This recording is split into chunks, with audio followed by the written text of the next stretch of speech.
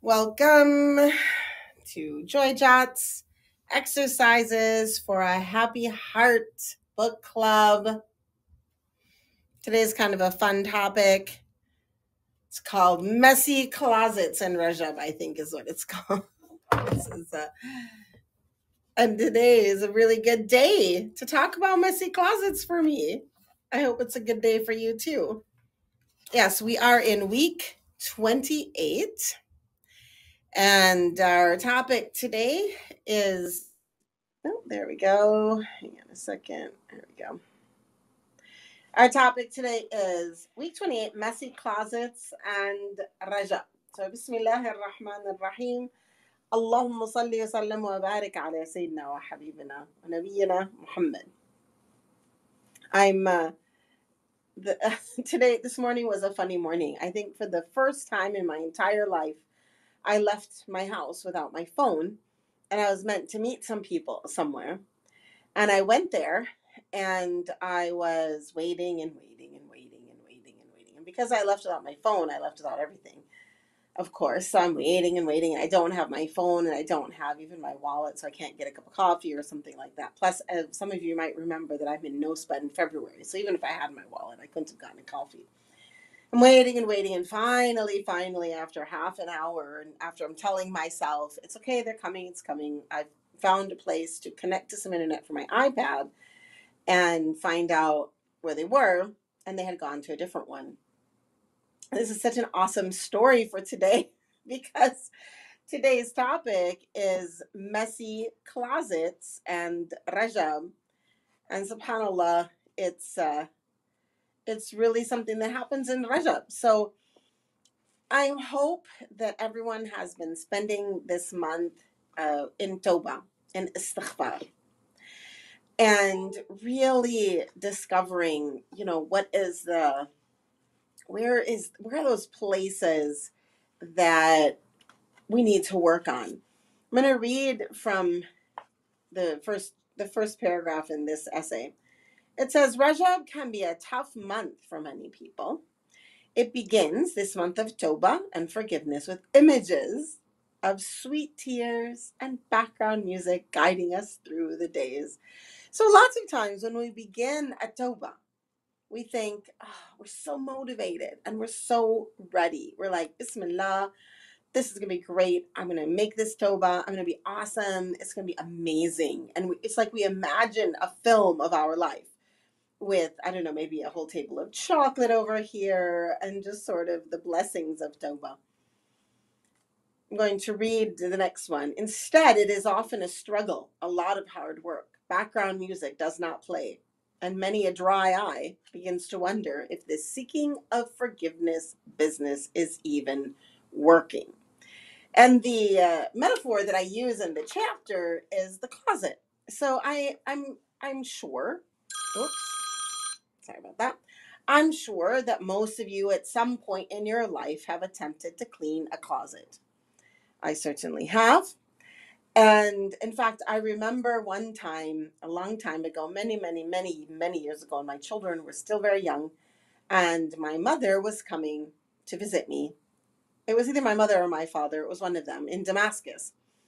And of course, my parents are coming. So I'm like getting into the closets to clean those closets. And as I remember opening the closet and saying, it's okay. It's not that bad. And then saying, no, my parent is coming. I've got to do this right. And taking everything out. I mean, I think it was my father and my sister, now that I really think about this story. And you know how you look at your closet and it's okay. It's fine. But you have a parent coming over. Oh no, you're going to make sure that it's super clean. So I took everything out, everything. And I think they were arriving in a few hours. And I just looked at all this stuff on the floor.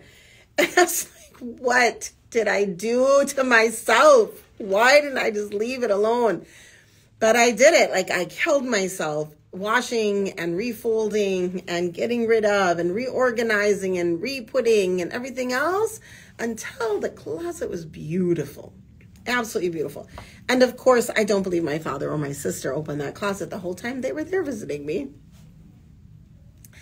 But Rajab is when we open the closet of our heart.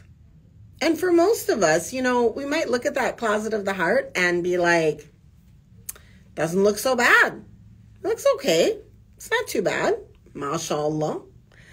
And then, excuse me, we move on to the process. Like we start doing istighfar, right? I have my clicker right next to me. Astaghfirullah, astaghfirullah, astaghfirullah, astaghfirullah, astaghfirullah. And as it moves along, we start to we bump into the mess. And it's such a blessing. I don't want you to be frustrated. It's the blessing of Rajab because we have this opportunity, just like I did on the floor of my apartment, my flat in Damascus, to look at everything that was in that closet, stuff I didn't remember.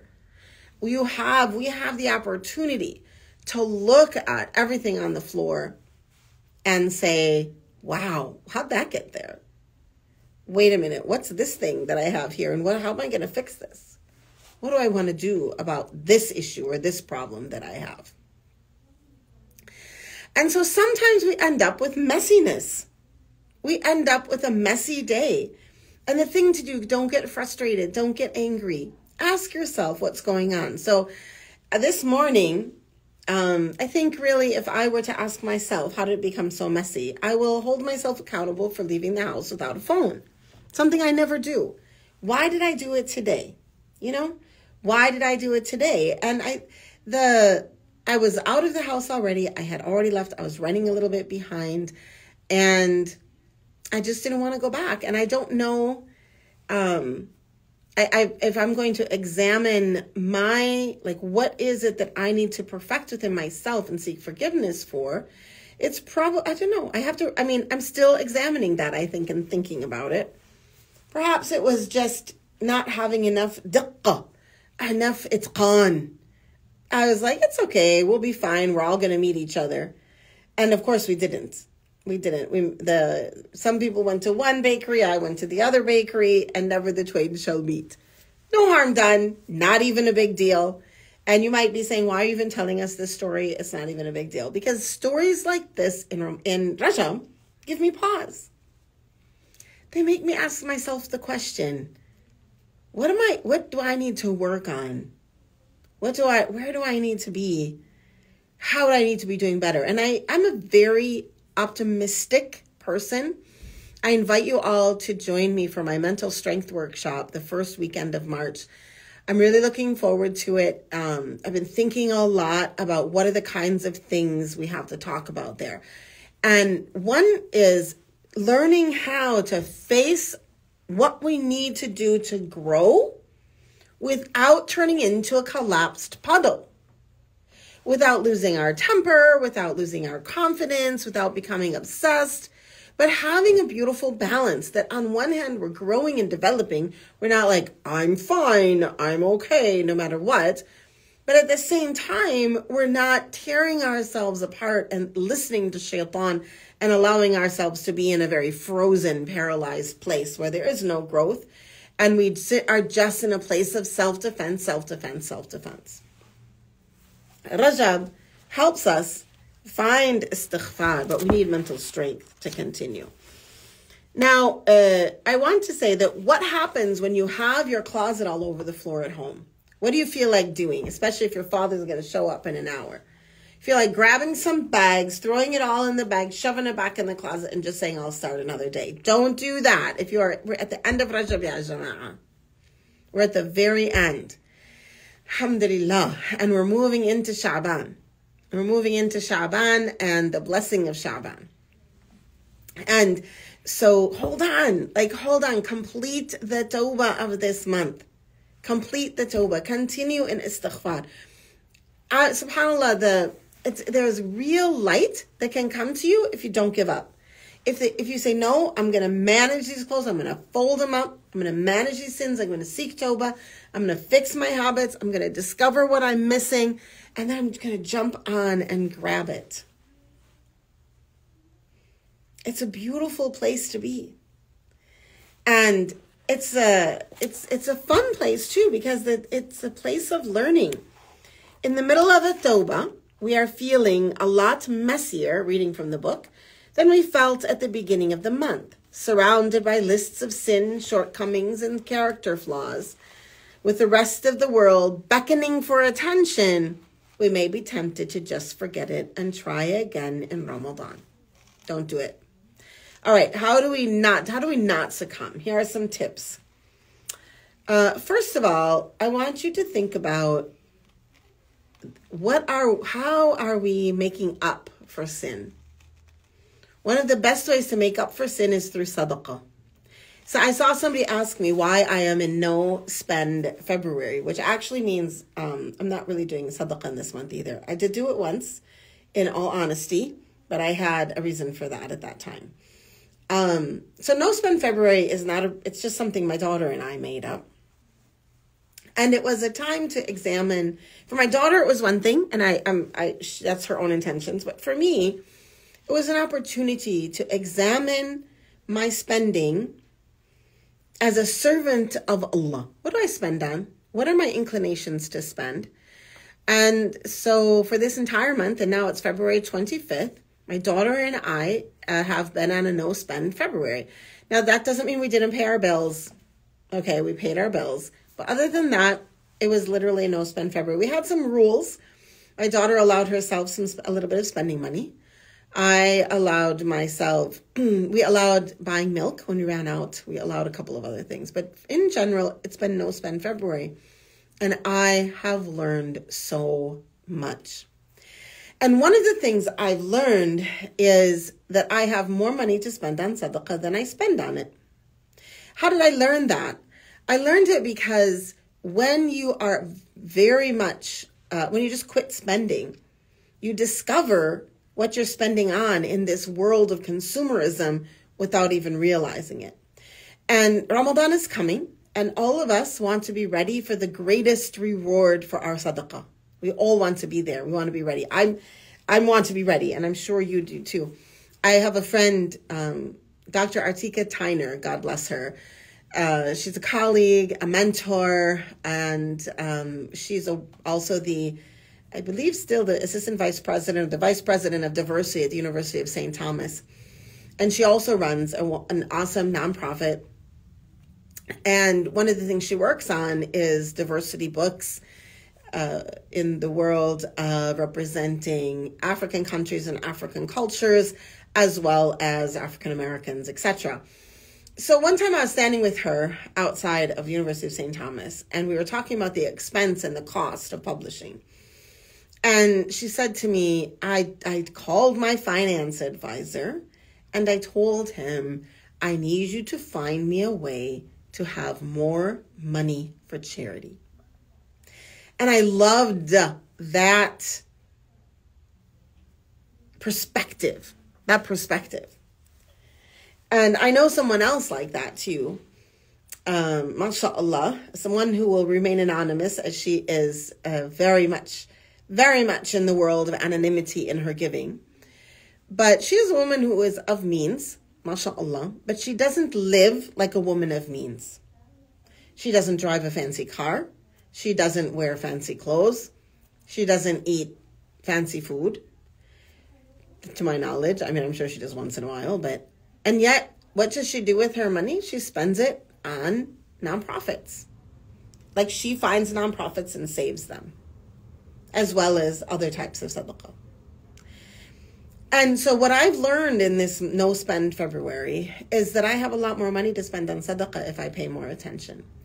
And when I connect that to the Rajab and Tawbah, I note that one of the best ways to seek Allah's forgiveness is in giving sadaqah. Ya Allah, I'm giving this sadaqah, forgive me. I'm giving this money, Ya Allah, forgive me. Help me out of these character flaws. Help me out of this place that I'm in, that I'm stuck in.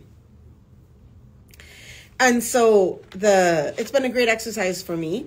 I am not saying that it is, it's just something that we got it. There's a book and a podcast that my daughter got it from. I don't know what they are, so maybe we can put them in the comments once I discover them. But it's just an idea. It also is a practice of mental strength, the ability to see, can we control ourselves without in our spending. How much is our spending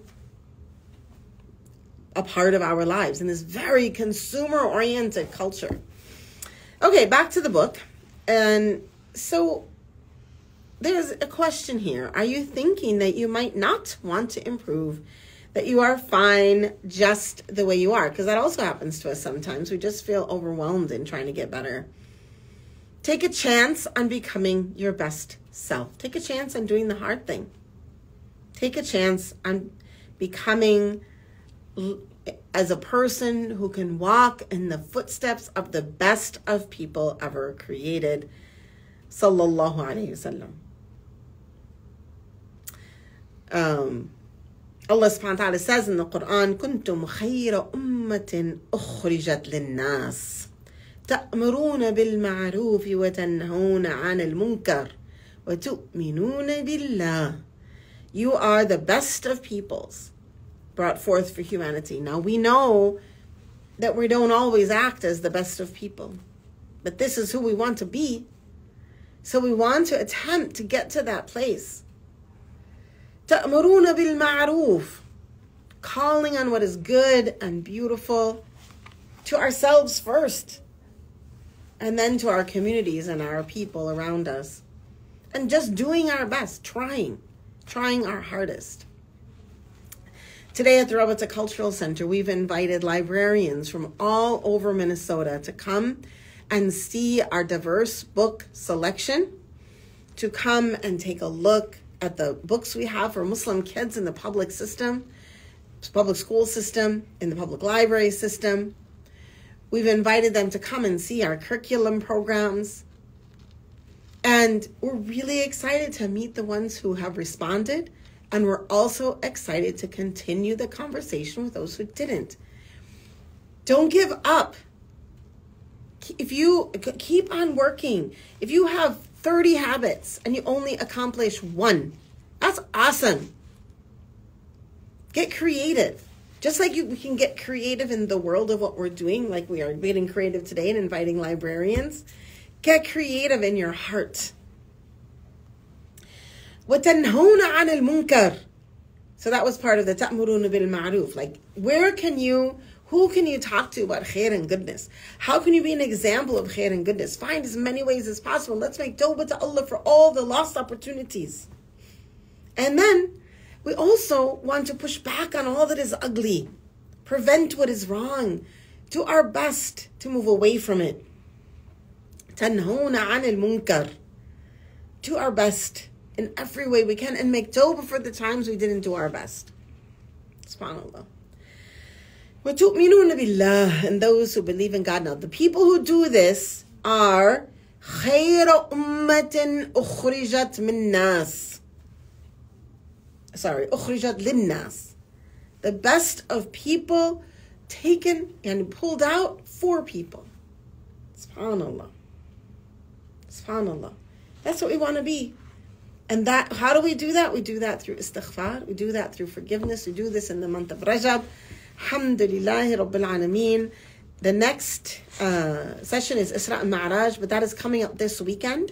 So we'll be talking about it after it happens. So I just want to remind you that Isra al-Ma'raj is coming up. Pay attention to that. Read about it in the book.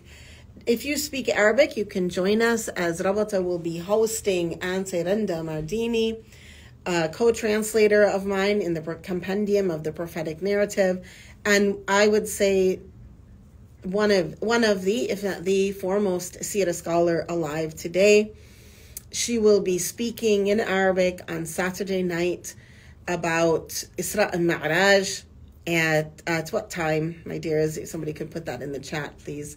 And I'll get the flyer up on my Instagram and on the Rabata Instagram. Oh, there you go. You can also stay up to date with our events, but definitely 8 p.m. CST. So 8 p.m. CST, join us.